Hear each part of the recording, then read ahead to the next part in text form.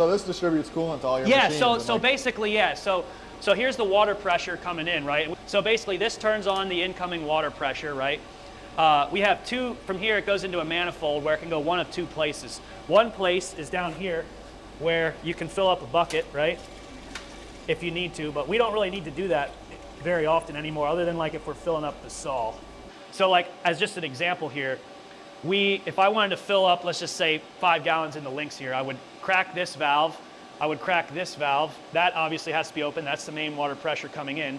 You set this to the auto position, and then we'd have to come over to the machine. I also have another ball valve at the machine.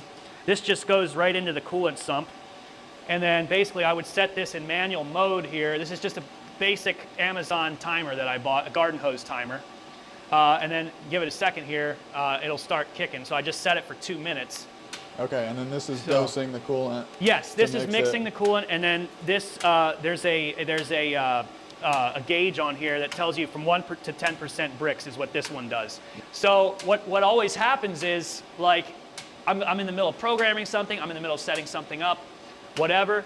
I don't have to think, oh God, did I flood the machine? Or like, you know, you're not mixing a bucket by hand. And we used to fill a bucket up in the hallway, a 55-gallon drum with water, and then we would mix it, cool it ourselves with like a stirring stick.